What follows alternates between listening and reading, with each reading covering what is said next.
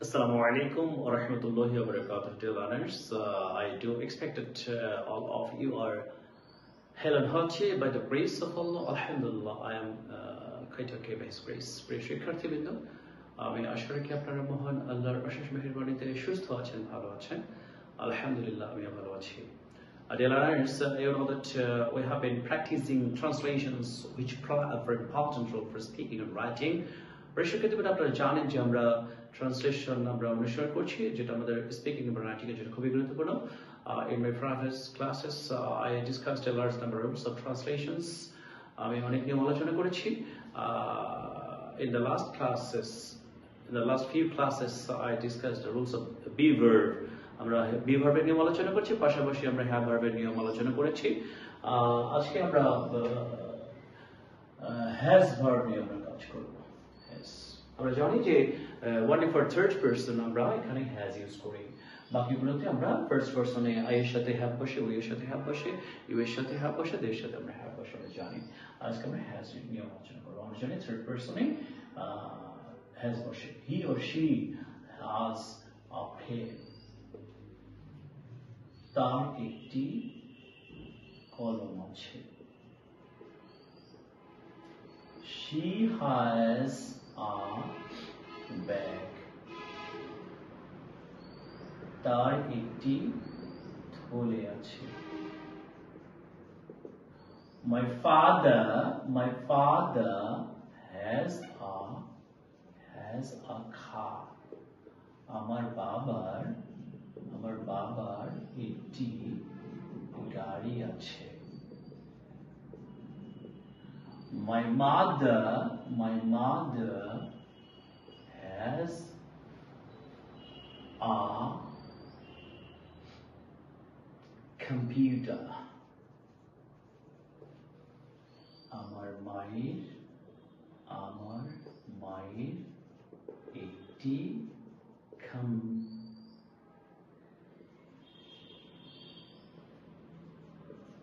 Computer আছে। ওকে, আমরা জানি যে has সাধারণত থার্ড পারসনে বসে। ওকে, আমরা বললাম যে the dog has food, কুকুরটির খাবার আছে। The cat has milk, বিড়ালটির দুধ আছে। The cat is made to eat, বিড়ালটির খাবার জন্য দুধ আছে। ওকে, তাহলে আমরা জানি যে have verb হচ্ছে সকল পারসনে বসে, শুধু থার্ড পারসনে has বসে। have মানে থাকা, has মানেও থাকা। তাহলে তার একটি কলম আছে, he or she has a pen, তার একটি বই আছে। he or she has a book, তার একটি কম্পিউটার আছে। he or she has a computer, তার একটি ল্যাপটপ আছে। he or she has a laptop. আমার বন্ধুর অনেক সমস্যা আছে, my friend has many problems. আমার ছোট ভাইয়ের অনেক সমস্যা, my younger brother has many problems or lot of problems. আমার বাবার একটা গাড়ি আছে, my father has a car. আমার মায়ের একটা গাড়ি আছে, my mother has a car. আমাদের আমার মায়ের একটা কোম্পানি আছে, my mother has a company.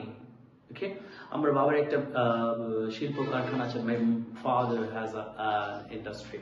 ওকে, তাহলে আমরা এই যে আমরা have verb এর যে ব্যবহারগুলো থার্ড পারসনে আমরা শুধুমাত্র has ব্যবহার করে আমরা সেন্টেন্সটাকে আমরা লিখতে পারি। আমরা জানি যে ব্রিটিশ ইংলিশে এই সেন্টেন্সটাকে নেগেটিভ করতে গেলে আমরা সাধারণত has এর পরে নট বসালে নেগেটিভ হয়ে যাবে। তার কলম নেই, he has not pen। আমরা আমেরিকান ইংলিশে নেগেটিভ করলে এটা সুন্দর দেখা যায়। আমরা যদি এটাকে নেগেটিভ করতে চাই, আমরা কি লিখবো? he or she doesn't have a pen,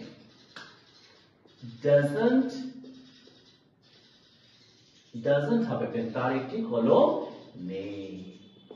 he or she doesn't have a pen, তার একটি থলে নেই। my father has a car, আমার বাবার একটি গাড়ি আছে। my father doesn't have a car, আমার বাবার একটা গাড়ি নেই। Okay. My mother has a computer. আমার মায়ের কম্পিউটার আছে. My mother doesn't have a computer. আমার মায়ের একটি কম্পিউটার নেই. দেখলাম যে the dog has foods. কুকুরটির খাবার আছে. The dog doesn't have foods. Doesn't have foods. কুকুরটির খাবার নেই. The cat has milk. বিড়ালটির দুধ আছে. The cat doesn't have milk to eat. বিড়ালটির the cat doesn't have milk to drink. খাবার দুধ নেই. ওকে, তাহলে তার নেই, he doesn't have. আমার মায়ের নেই, my mother doesn't have. আমার বাবার নেই, my father doesn't have. আমার বন্ধুর নেই, my father doesn't have. ওকে, আমার ছোট ভাইয়ের নেই, my younger brother doesn't have. আমার বড় ভাইয়ের নেই, my elder brother doesn't have. তাহলে আমরা নেগেটিভ করার সময় আমরা doesn't ইউজ করব, যেহেতু থার্ড পারসন আছে আমরা ব্রিটিশ ইংলিশ এটাকে জাস্ট টু দ্য হ্যাজ এর পরে নট বসাইলেও আমরা এখানে পারি। তো আমরা এটাকে যদি ইন্ট্রোগেটিভ করতে চাই আমরা ইন্ট্রোগেটিভ করব। আমরা ইন্ট্রোগেটিভ আমরা জানি যে the rule of making a sentence interrogative is just you will bring the auxiliary verb before the subject. আমরা জানি আমাদের auxiliary verb থেকে নিয়ে যেতে হবে, সাবজেক্টের সামনে নিয়ে যেতে হবে। আমরা যেহেতু আমরা জানলাম যে থার্ড পারসনে এখানে আমাদের হ্যাজ বসে এবং আমাদের থার্ড পারসন যেহেতু আমরা এখানে ডাজ ইউজ করতে হবে। আমরা লিখলাম ডাজ হি হ্যাভ আ বুক? তার কি একটি বই আছে? Does she have a laptop? তার কি একটি ল্যাপটপ আছে? ল্যাপটপ আছে? Does your father have a car? তোমার বাবার কি একটি গাড়ি আছে? Okay. Does your friend have problems? তোমার বন্ধুর কি সমস্যা আছে?